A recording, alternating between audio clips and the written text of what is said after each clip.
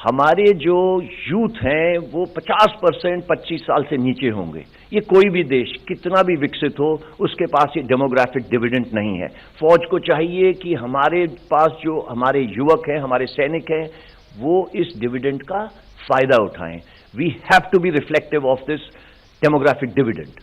दूसरा, हम बाहर से कॉपी पेस्ट नहीं कर सकते। इंडियन प्रॉब्लम्स, इंडियन सॉल्यूशंस, तो इस चीज को ध्यान रखा गया। उसके अलावा हम इसके अंदर जो हमने सेलिएंट फीचर्स देखे हैं, कैसे मिले, हम लोग हर एक साल तकरीबन 80 से 100 एक्सरसाइज करते हैं बायलैटरल तमाम देशों के साथ। उनके साथ हमने देखा उसकी आयु क्या है, उसकी एंट्री क्या है। तो हमें उनसे बातचीत करने से, एक्सरसाइज करने से, चाहे 10 दिन की हो चाहे 1 महीने की हो, ये हमें ज्ञान मिला उनसे कि उनके पास इस टाइप के प्रावधान हैं।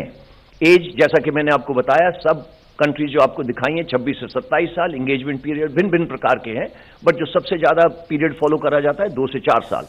जो ट्रेनिंग पीरियड है वो आपके सामने लिखा हुआ है। ये कई दिनों से जरूरत थी हमारी।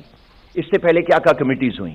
अरुण सिंह कमेटी हुई 1989 में, कारगिल रिव्यू कमेटी हुई 2000 में, ग्रुप ऑफ मिनिस्टर्स बिठाए गए जिन्होंने नेशनल सिक्योरिटी सिस्टम के बारे में बोला 2001 में, 6th पे कमीशन ने 2006 में, and as late as 2016 Shekatkar committee में। जो हमारा मेल इन सब कमिटीज का रहा है आप सबके साथ। और इसको आपने, ये जो आर्टिकल है ये 1989 का आर्टिकल है, जिसमें बिल्कुल क्लियरली दर्शाया गया है कि हमारे को एक तो जवानों की एज कम करने की जरूरत है, और जो लोग उसको कमांड कर रहे हैं उसको भी एज कम करने की जरूरत है। इन सब कमिटीज के अंदर कई सारी चीजें थी। वो क्या क्या थी? उनमें से सबसे महत्वपूर्ण थी हायर डिफेंस रिफॉर्म की जरूरत है, जिसके अंदर आईडीएस क्रिएट करा गया। उसके बाद इंटीग्रेशन जॉइंटनेस की जरूरत थी, एक डिफेंस इंटेलिजेंस एजेंसी की जरूरत थी। फिर टीथ टू टेल रेशियो, जो कि आगे लड़ने वाले जवान हैं और जो पीछे उनको सपोर्ट करने वाले जवान हैं, उनकी रेशियो ठीक करनी चाहिए। फिर मॉडर्नाइजेशन की जरूरत थी। ये सब कमिटीज ने ये सब पॉइंट्स बनाए और ये सब हो रहा है। कई चीजें हो गई हैं, जैसे कि जो 2 साल पहले सीडीएस का क्रिएशन हुआ, बट जो यंग प्रोफाइल जो सबसे नीचे मैंने लिखी है लाल के अंदर, कमांडिंग ऑफिसर की यंग प्रोफाइल करने की जरूरत थी हमें, और सोल्जर की। कमांडिंग ऑफिसर की यंग प्रोफाइल हमने कर दी। कैसे करी? मल्टीपल एंट्रीज के द्वारा, चाहे उसे शॉर्ट सर्विस बोलिए, लेडीज वुमेन एंट्री स्कीम बोलिए, इन सबको मद्देनजर रखते हुए हमने अपने यंग कमांडिंग ऑफिसर की उम्र, जब मैं भर्ती हुआ था और आज 5 साल का फर्क हो गया है। जो काम हमारा रह गया था वो था कि यूथफुल प्रोफाइल हमारे जवान के लिए, जैसे कि मैंने पहले बताया, जो इससे पहले वाला आर्टिकल था बड़ा क्लियरली लिखता है कि 30 साल है आज हमारे जवान की उम्र 1989 में, आज वो 2 साल और बूढ़ा हो गया है, 32 ईयर्स। हम चाहते थे कि ये हमारी जो एज है ये 26 साल हो जाए।